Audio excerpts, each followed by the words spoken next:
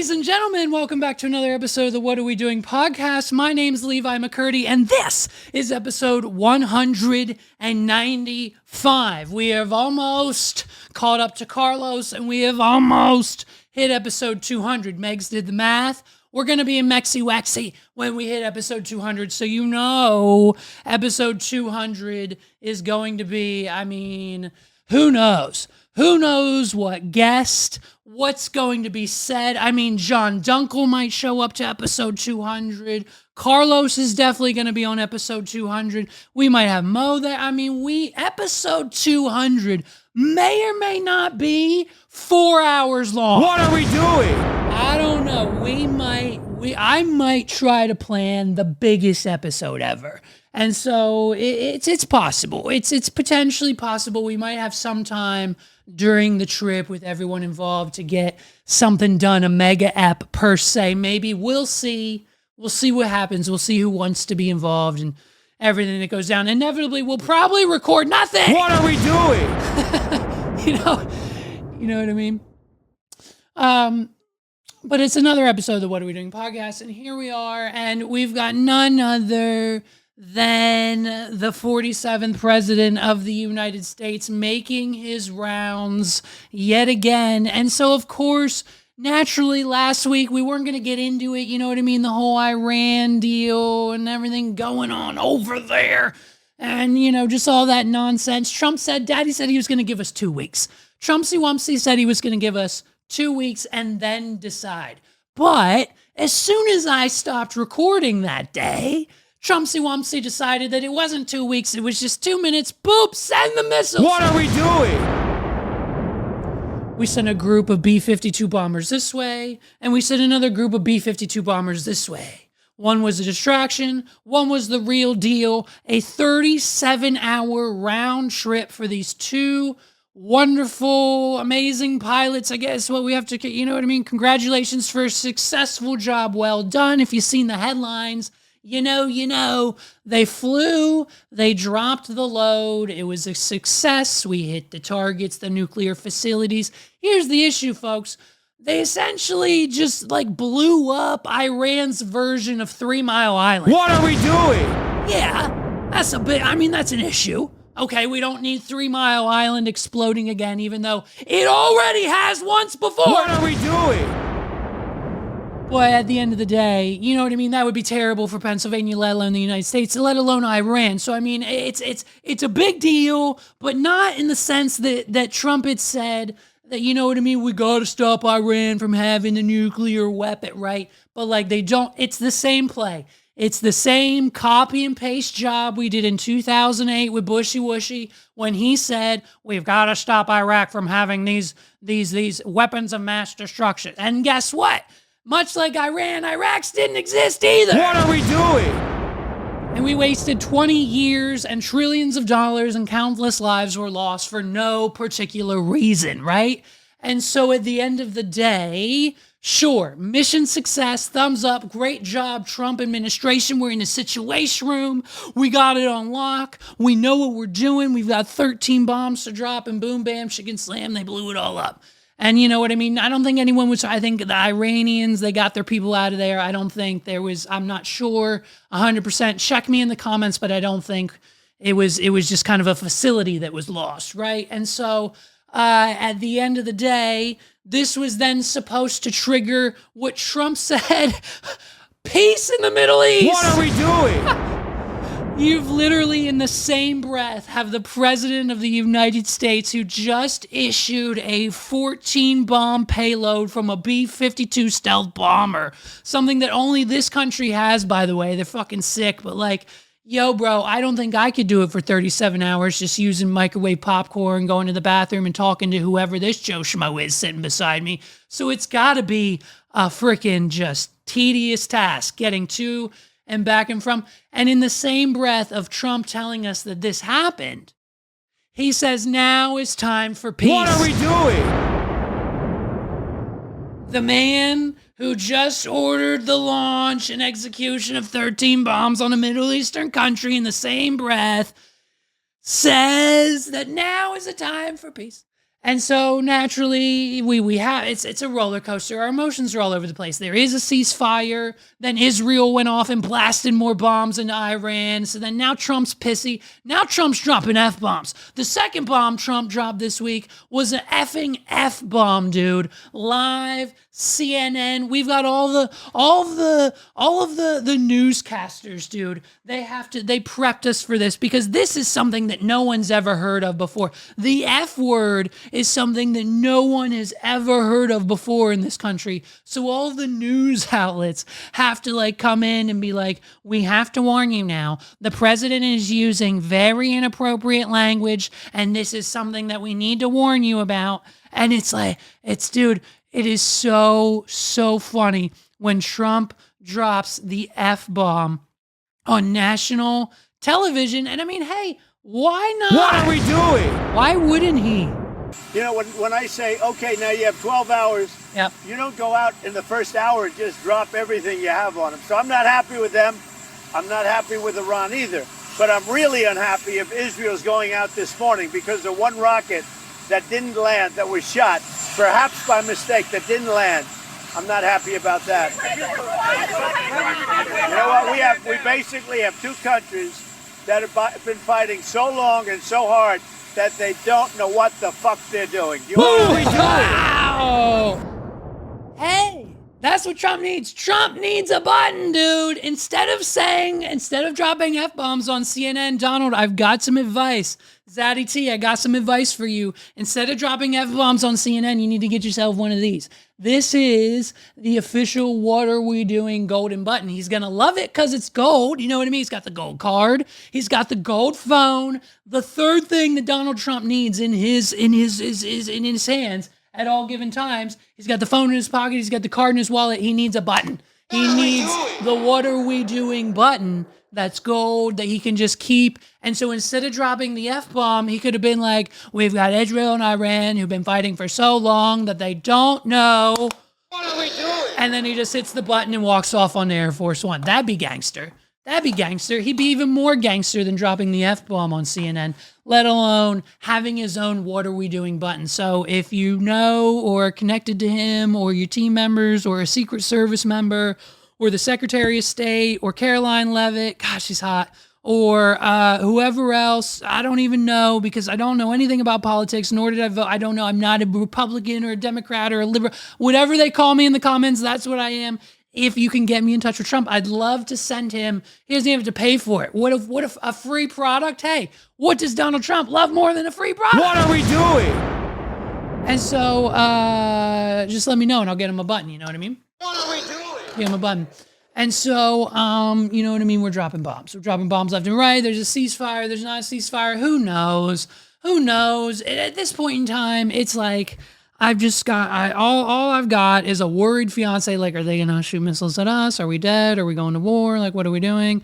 And I'm like, no one else has B-52 bombers. No one else has missiles that can shoot that far to the United States. If anything, they'll just attack our embassies over there. And guess what? It's going to be a shit day for any United States troops in the Middle East. What are we doing?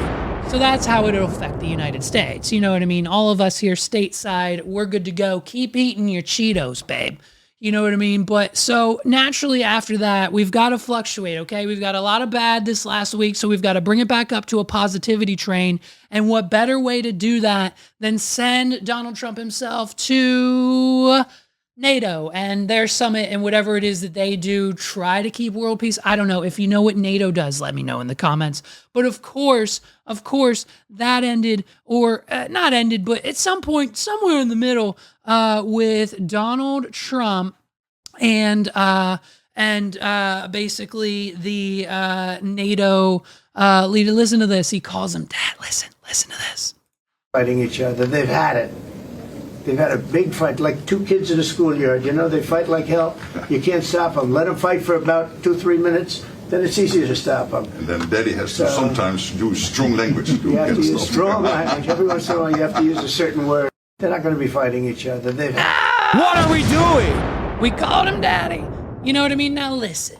Was he saying, like, you know what I mean? The kids are going to fight and you got to break them up. And like, when you break the kids up, that's a daddy move. But like, We called him daddy. What are we doing? You know what I mean? And to that, all I have to say is I've been calling him Zaddy Trumpets for years. Daddy's home. What are we doing? You know what I mean, dude? And so the fact that the White House is editing videos and putting it on their social media with Usher music in the background, I mean... Daddy's home. What are we doing? Custom, brand new, all new button featuring Usher. You know what I mean? Daddy's home. What are we doing? It's great. I love it. I love it. I love that we live in an era. We live in a world and in a reality where the President of the United States can one day go from telling us on the campaign trail that a simple phone call, a quick 20-minute Zoom call with the leaders of the rest of the world, and all wars are over. All confrontations, all wars, the Ukraine, Russia, one simple teeny tiny phone call, and Donald Trump's going to take care of it. We went from that to, give me 2 weeks and we'll decide if we're going to bomb them, to, give me 20 minutes, we're going to bomb them. We're not going to war. We're hopefully going to get a lot of peace out of this. And then at the end of it, head to a NATO conference and have his social media team film him getting off the plane to the music of Usher. Daddy's home. What are we doing? I mean, come on, Zaddy Trumpet. I mean, and it's more irritating the fact that I've been calling him Zaddy for so long. I mean, who was the first one to call him Daddy? Me, dude. I put a Z on it, but Zaddy, it means the same thing. And so the fact that now we have the leaders of NATO's national conference, whatever, world leaders pulling bits from the What Are We Doing podcast, I mean, it's time to stand up and fight for our rights. And that's our right to party. You know what I mean? Or whatever the Beastie Boys said. Okay, so listen, this is nothing new, folks. If you just listen to the What Are We Doing podcast, we've been calling Zaddy Trumpets for like the last, I don't know, year and a half. What are we doing? Now all of a sudden it's cool to call Donald Trump daddy. You know what I mean? It's like I'm setting these trends every single freaking week, and then boop, someone just steals the idea and just starts to run with it as if it's their own, as if I haven't been referring to him as Zaddy Trumpets for the last year to 3, maybe even 4 years. What are we doing? Listen, we've got some news, okay? We've got some news. You have your favorite shows, you know what I mean? And I know a lot of you, this audience, I think our audience ranges from like 25 to 35 years old. So a lot of you probably aren't watching Nickelodeon anymore. And spoiler alert, for those of you who don't have children and haven't been watching Nickelodeon, basically, it's gone, you know what I mean? Kind of, it's not, it is what it is, but like the shows, like they're still clinging to the prop, like we're still pumping out episodes of SpongeBob SquarePants. What are we doing? And it's at this point, like Dora the Explorer's had 4 different reboots. She's still on, new episodes coming soon. Like the whole premise of the Nickelodeon that we grew up with obviously isn't the same. And to the point, I mean, it shouldn't be, right? It would be kind of weird if they just were still playing like Hey Arnold, Cat Dog, Angry Beavers, Rugrats, and Rocket Power, and Danny Phantom, and all the other Nickelodeon shows that we all grew up with. You know what I mean? Obviously now the next generations, they've come along. And so with this generation, we have none other than the Tiny Chef. And we've been waiting to hear if it was going to get renewed or not. And by God, we got our answer. Yes, but I Tiny Chef here. Hey, Black of Woden, Black of Kewen. Ready to cook up some more episodes? Black of a brilliant blanket. Cancelled? Bloody me cancelled. But listen, but we had training, but you behave on set, I promise. But I have black ears that will blow your minds. I've been... But his lips are quivering. We won an Emmy. What about Rob? What about Rob? And Jen. And Jen? Cake. Patty. Bram cake. Where? He's crying. But all my friends. They made Tiny Chef sad. What are we doing? And I mean, mean, Nickelodeon, shame on you. I mean, come on. Like, to be honest with you, this should have been an instant reversal. I mean, I'm tearing up. The damn little tiny chef. I don't even know what the thing is, but he talks funny, and he's a tiny little chef. And I know we've seen him on commercials when my son's watching TV or something, but the fact that Nickelodeon has gone out of their way to make this poor, innocent, tiny little fictional character that doesn't even actually exist in the world sad. I mean, the little lips are quivering, the tears are coming down his eye. What's going to happen to all of his friends? He promised all of his friends, just like David Dobrik's Vlog Squad. You can't promise your friends the world and an unlimited fortune when the show gets canceled. You know what I mean? Are we doing? Like you gotta be like, hey, we gotta pitch a new show. We gotta find a new network. You know what I mean? And just looking at the comments, dude, first of all, we've got some contenders. Popeyes wants to give him a job. All he's got to do is go to ifranchise.craig.com, get himself a Popeyes polo, and he's got the job at Popeyes instantly, Tiny Chef. What are we doing? Listen to last week's episode where I tell you exactly how to get a job at your favorite establishment. It's easy as pie. All you got to do is find their merch store online. It's publicly accessible, and just order yourself a polo with their logo on it. They'll give you a job on the spot. It's instant game over for everybody else. You know what I mean? So Tiny Chef could be going to Popeyes, or next comment down, we've got Amazon, baby. We've got Amazon. So Amazon might be picking up a new season of Tiny Chef. Canceled after 2 seasons, dude. Shame on you. Like, we kept Dan Schneider around for 20 plus years. Like, you know, doing things to the kids, like on every show. What are we doing? But Tiny Chef comes in for 2 seasons, is adorable as hell, and he's ready to go, and you guys are just out here canceling him. So I think there's a petition going around. If there isn't one, let's create one. If there's a GoFundMe, I'm sure Tiny Chef and all of his friends will create a GoFundMe so that he can get all the money that'll never go to him. And so I think we just need to shout from the rooftops. We need to shout from the rooftops that Tiny Chef should not have been canceled. We need to bring it back, maybe a Netflix show, whatever you guys think is best. If you're a fan of Tiny Chef, I mean, now you're not. How can you not? How can you not be a fan of this little tiny stupid thing? I don't even know what it is, but it's got a chef hat on, and they call him the Tiny Chef. You know what I mean? Like, look how sad he is. I love you too. Oh. Bye.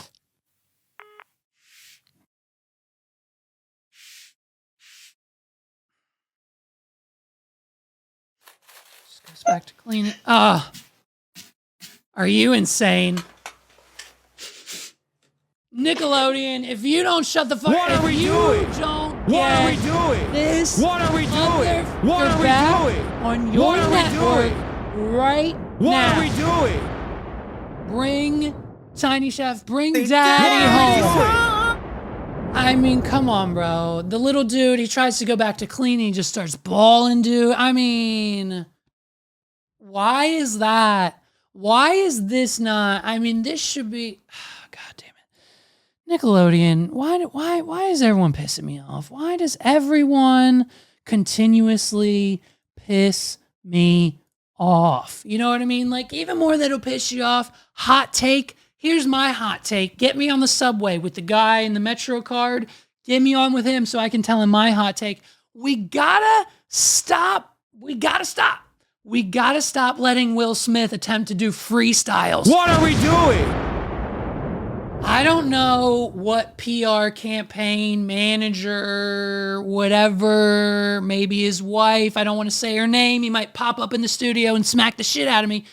But at the end of the day, I don't know who told Will or put this nugget in his head that, like, hey man, the slap kind of ruined your career. The movies haven't been great. Like, we don't really have any new movies in the pipeline. No studios really want to work with you. And he's like, bet, I'll just do the only thing I can do myself, and that's make weird YouTube videos and Instagram reels, and boop, I'm just going to get right back into the thick of it and start making new music again in 2005. What are we doing? And so the issue with that is Will Smith doesn't realize that it's 2005 and his flow is outdated, his lyrics are outdated, his whole gesture, the whole attitude about it all, it's just simply not good. And then on top of the freestyles, we'll get to an example in a moment. He's even got he's put a song out. And this song, I don't even know what it's called. I'm not even going to attempt to play it. YouTube will strike us down in a moment, but it's this song and it's like, I like a pretty girl or something. I like a lot of pretty girl. I think the main chorus of Will Smith's new song is like, I like pretty girls. What are we doing?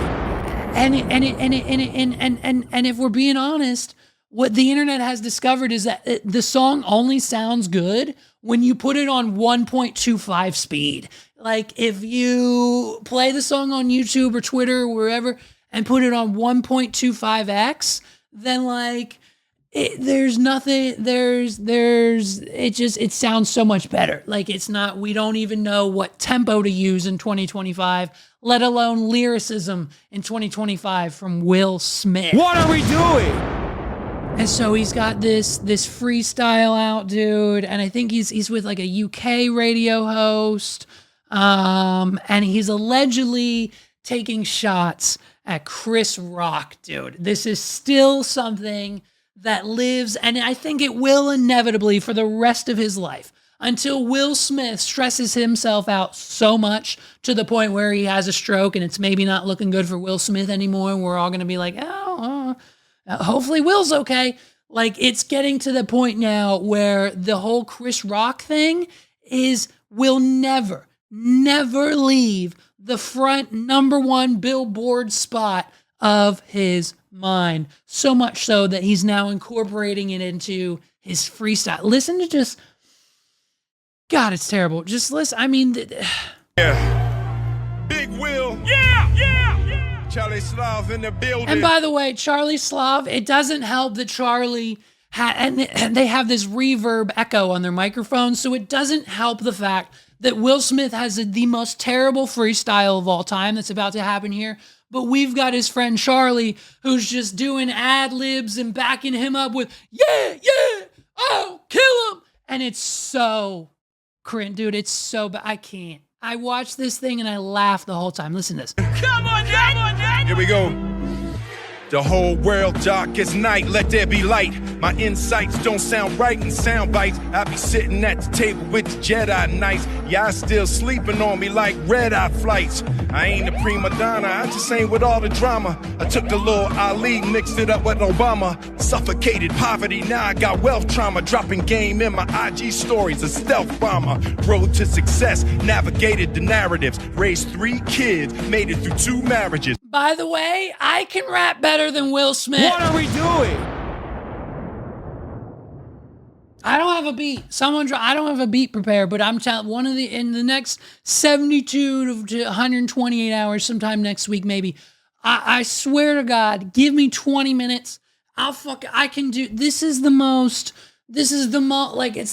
boring thing. Like we can't, he still is in his same, like, I gotta be a good boy rapper and I can't, like, I'll cuss a little bit, but I'm not gonna talk about, like, what, you know what I mean? It's not gonna be good in the sense of, like, oh, I got 3 kids and made it through 2 marriages. Hey, so is the rest of us. What are we doing? I mean, not me, but on average, people you know, and, you know, whatever, most millennials these days are on their 2nd marriage, you know? So, like, Will Smith, you're not special. What are we doing? And it's like, whatever, dude. So now listen to this next part. He's going to diss Chris Rock. Listen, I mean, with the most metaphorical way possible, of course. Oscars, Emmys, Grammys, and when I stare at them, hearing them whisper, you got every right to be arrogant. You in the presence of greatness, still gracious, top-notch taste, too allergic to basics. Y'all can look, but you'll never find a replacement. And all this from Jeff's mom's basement. I am the illest. Yes, yeah. I am the illest. The motherfucking illest. No, you're not.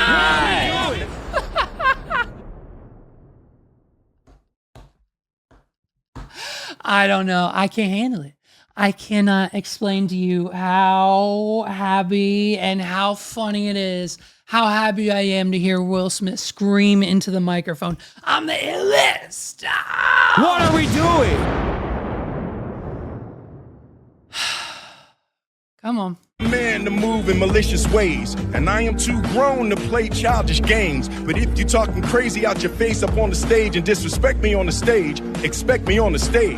Jokers dish it out, cry foul when it's Come on, bro. Weakest line against Chris Rock ever. Okay, listen to that again. He says, your face up on the stage ways, and I am too grown to play childish games. But if you talking crazy out your face up on the stage and disrespect me on the stage, expect me on the stage. Jokers What are we doing? I'm done. It's not good. The new music isn't good. No one wants to hear it. No one is going to listen to it. Whose idea was it for Will Smith to get back in the music game? You know what I mean? Daddy's home. And so, I mean, even more embarrassing, he does this like street concert the next day, and there is not a single soul on the planet bumping with him. It is just him doing his music. Look at this. You and your bestie, you and your twin on your jet ski. I'll change your life if you let me. No one is moving. No one is singing. There is one person going like this with their hands. And guess what? When Rita Ora shows up, guess what? No one gives a shit. Except for Will effing Smith. What are we doing? I like pretty girls. That's crazy. See, that's how that song works. You just put it on, they just show up. I can't. I won't. I'm not. It's like no one. Is it because they're all on their phones? Or do you, I mean, let's just give Will Smith the benefit of the doubt. Either no one's dancing because they're all on their phones and they want the most steady shot possible because they know a video filmed by them will go viral of Will Smith and Rita Ora, or is no one dancing because no one knows the song he's playing because he just released it 3 weeks ago and no one's heard it, and actually no one wants to dance to Will Smith music? What are we doing? Listen, homie, I pulled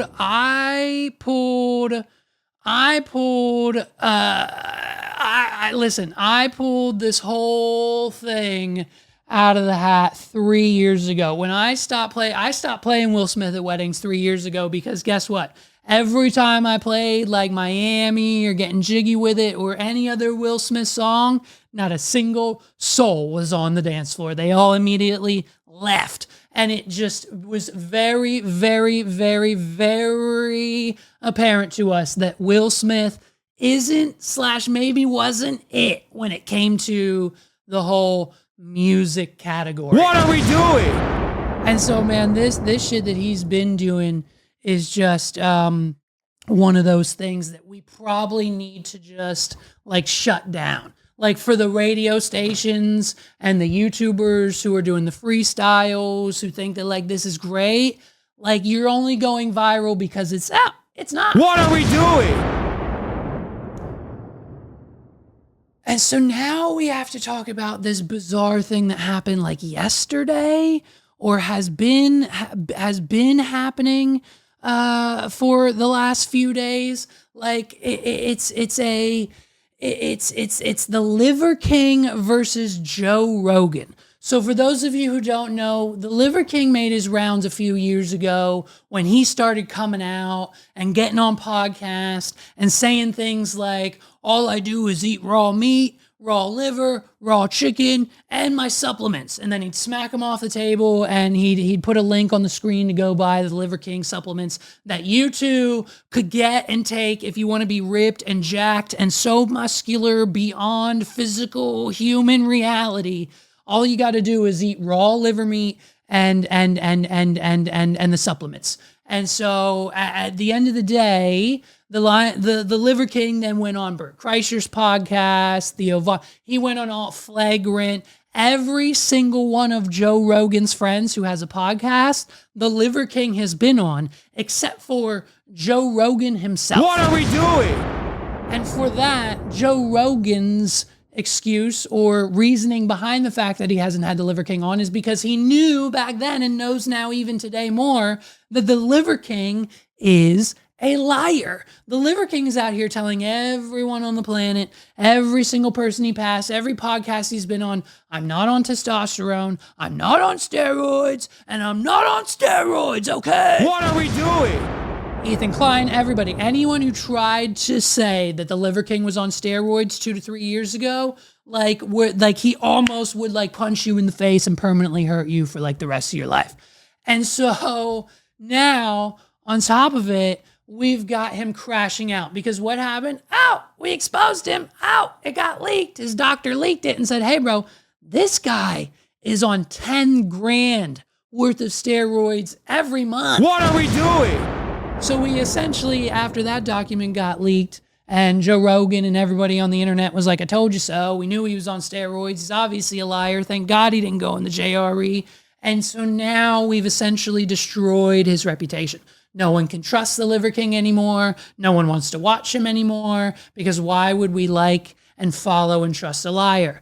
And so this has led the Liver King into a mental spiral. It has led him down the path of what is seemingly at no return, okay? Whether he is on drugs, which we are pretty sure he might be, allegedly, I don't know. But I think based on his behavior in these videos, he's either having a manic episode, like something's crazy, or he's on just a plethora of drugs. What are we doing? And it's probably a combination of both.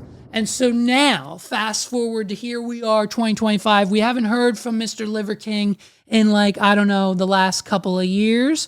But now he's back. And it's the only way he knows how to go viral is to not even talk about himself, but to bring up the number one man on the internet, that is of Joe Rogan. And so what better way to go viral in 2025 is to that of say you are going to fight Joe Rogan. What are we doing? You know what I mean? And so the Liver King he's lost it. Listen, this is him, right? Man to man, I'm picking a fight with you. Yeah. I have zero training in jiu-jitsu. You're a black belt. You should dismantle me. But I'm picking a fight with you. You'll rule. Whatever you want me to weigh, I'll weigh it. So that's the first weird What are we video. doing? But I am. Then we've got Sauce, Tiny Chef. He keeps trying to come back. Poor Tiny Chef. And so, like, you know what I mean? He's just making these ranting videos of him on TikTok and Instagram saying that he wants to fight Joe Rogan. It should be easy for Joe. Like, he's basically, you know what I mean? He's probably putting something in his arm that isn't steroids. What are we doing?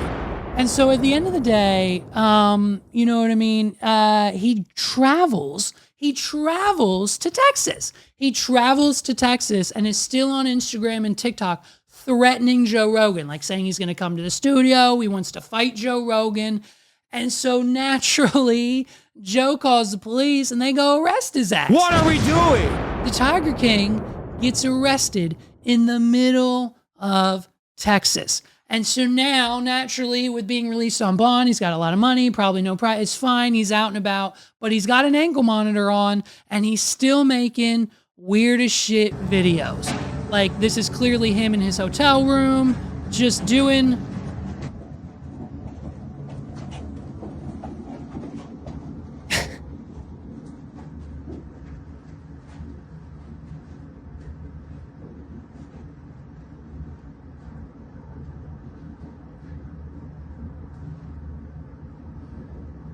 Who let him out of jail, dude? What do we do? Lock it down.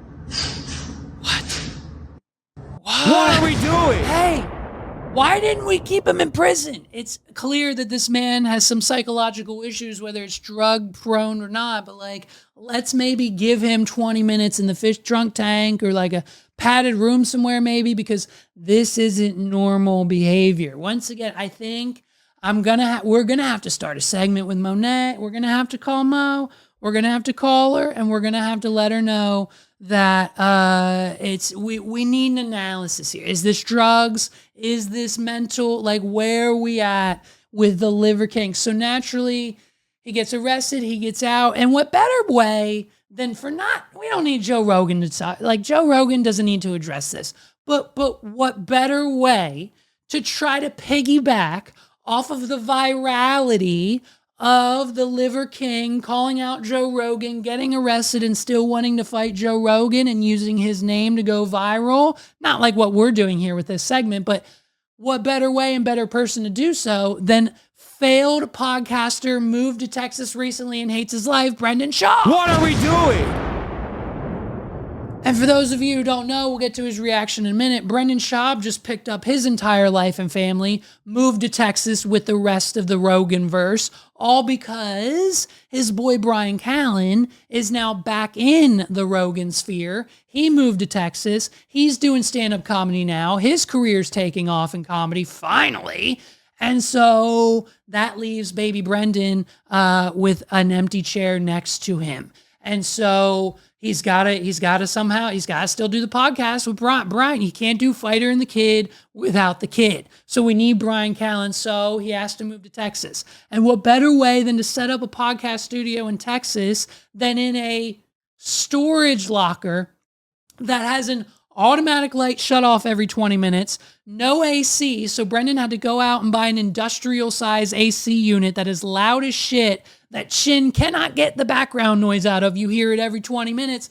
And it's like, oh, by the way, if they don't move, the lights shut off. Oh, and also it's right next to the train tracks. So probably about once an episode from here on out, you're going to hear a massive roar and horn of a train going by Thick Boy Studios, a.k.a. Brendan's storage locker. What are we doing? Down at the U-Haul U-Store in Texas. And so this is the best he could do for the time being because the podcasts are failing. They're not making any money. Thick Boy Studios is going down quick. Bryan Callen will inevitably, probably by the end of this year, if not next year, leave the podcast altogether. Brendan will try to replace him. Chin will work for free. It'll be a whole mess of a mess. But I am Brendan, he's probably regretting this move to Texas. What are we doing? And so here's him piggybacking off of the virality of the Liver King and Joe Rogan, talking about how, the Liver King's an idiot to think that he's going to get to Joe Rogan through his Navy SEALs, bro. Blah, blah, blah, blah, blah.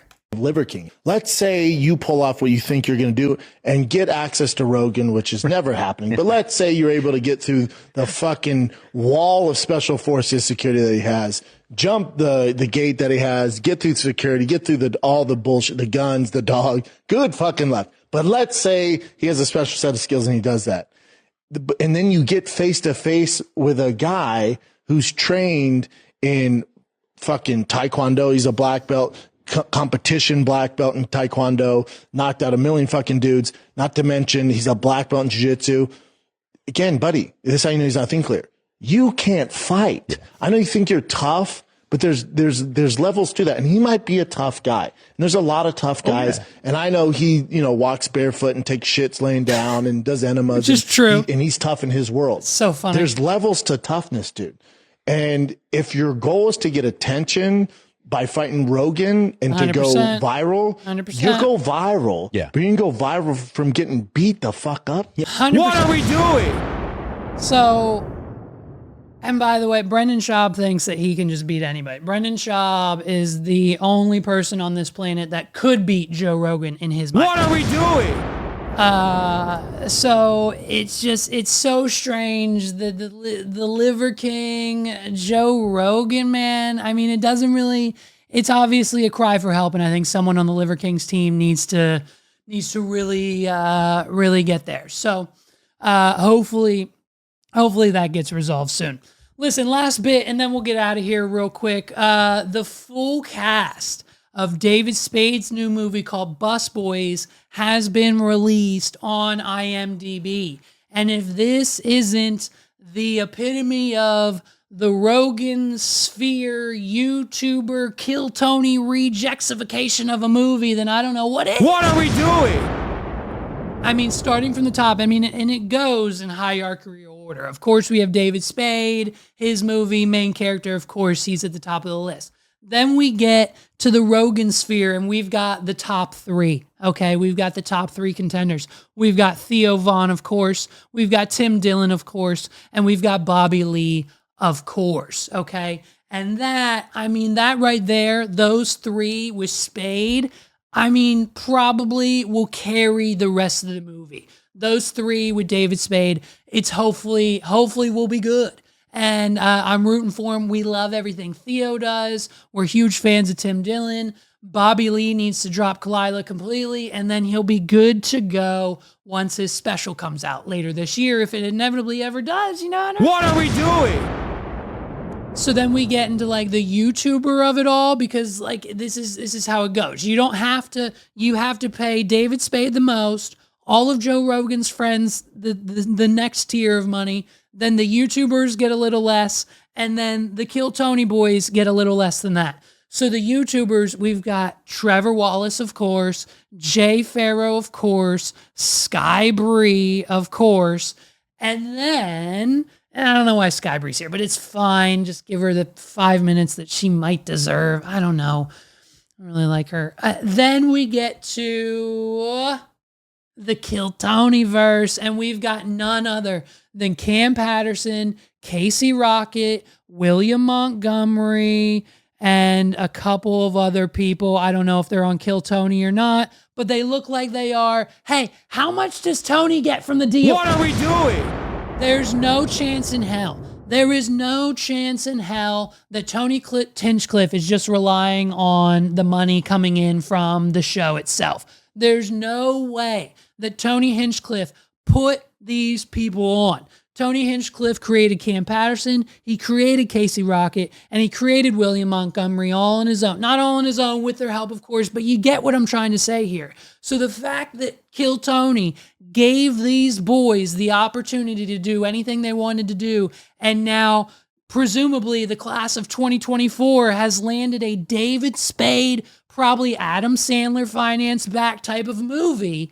Well, boy, God, it's their big break. What are we doing? And you cannot, what is it, 10%? Whatever these kids are making, I'm telling you, there is no way that Tony just lets these boys go out into the ether on their own and figure it out. There has got to be some sort of management deal, talent deal, acquisition, some form of transaction is happening. And when these boys get paid for this David Spade movie, Tony Hinchcliffe gets his tax. What are we doing? Come on, right? Like you can't, that's got to be the case. There's no chance in hell he would let that financial opportunity slip through his fingers. Now, he is grimy little Tony Hinchcliffe, but at the end of the day, he might not be that smart either, right? What are we doing? Ladies and gentlemen, my name's Levi McCurdy. This has been another episode of the What Are We Doing podcast. I'm so sorry it's short this week. Listen, there's not much going on. I didn't have too many stories or topics to do. And to be honest with you, I recorded and edited 2 whole other podcasts for a client of mine this week, and I am spent. So next week, I'll be back with a full 1-hour episode. Bet your bottom dollar we'll be here, we'll be ready, and we'll be excited for episode 196 of the What Are We Doing podcast. Please, if you haven't done so already, subscribe, okay? Hit that like button, hit the notification bell, and make sure that you get those notifications on your iPhone whenever it's time to watch the What Are We Doing podcast, whether it's a clip, a short, a YouTube, an Instagram, a TikTok. Follow us wherever you're social. If you're scrolling on TikTok, scroll on our profile for a little bit. What are we doing? You know what I mean? And we'll make it happen. Ladies and gentlemen, my name's Levi McCurdy. This has been another episode of the What Are We Doing podcast. Peace out, everybody. We'll see you next week. What are we doing?